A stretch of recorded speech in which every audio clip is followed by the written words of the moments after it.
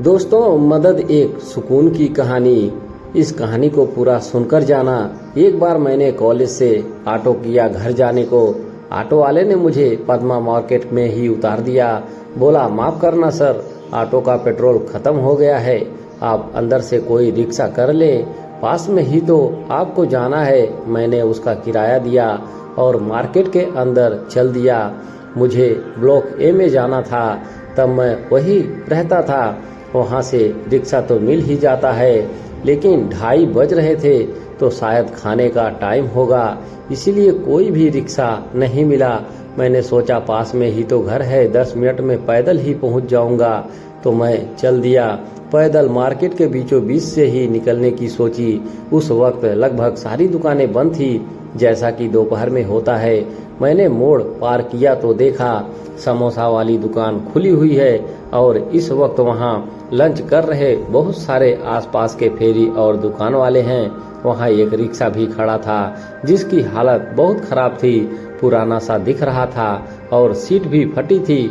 मैं थका तो नहीं था ज़्यादा, लेकिन पता नहीं किस प्रेरणा से उस रिक्शे पर घर जाने के लिए सवार हो गया। इतने में एक बूढ़ा दुबला लंबा सा व्यक्ति मेरी तरफ आया। वो रिक्शे का मालिक था। आते ही उसने पूछा, कहाँ जाना है? मैंने बताया तो उसने कहा, क्या आप मुझे किराया पहले दे सकते हैं?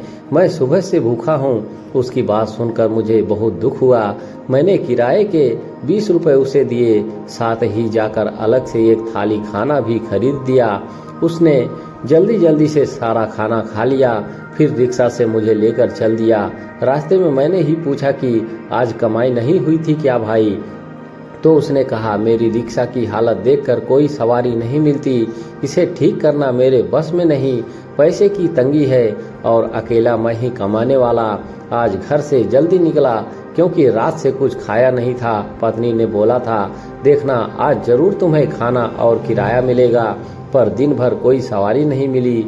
सब मेरे रिक्शे की हालत देखकर छोड़ देते हैं। समोसे की दुकान के पास मैं ये सोचकर खड़ा था कि शायद किसी को सवारी की जरूरत हो, लेकिन गर्मा गर्म खाने की खुशबू से मन में लालच आ रहा था। सोच रहा था, काश खा पाता प्रभु।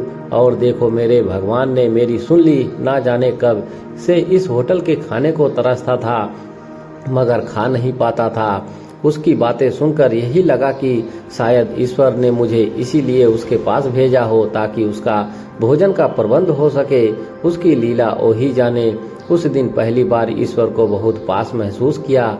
ईश्वर एक विश्वास है, अंतरात्मा की ज्योति है, सत्य है। ईश्वर हर एक में है और हर एक की सुनता भी है। बस हम किसी की मदद करके उन्हें महसूस कर सकते हैं कि आप भी किसी की मदद करके देखिए, बहुत सुकून मिलता है। दोस्तों, कहानी अच्छी लगी हो तो एक लाइक जरूर करें।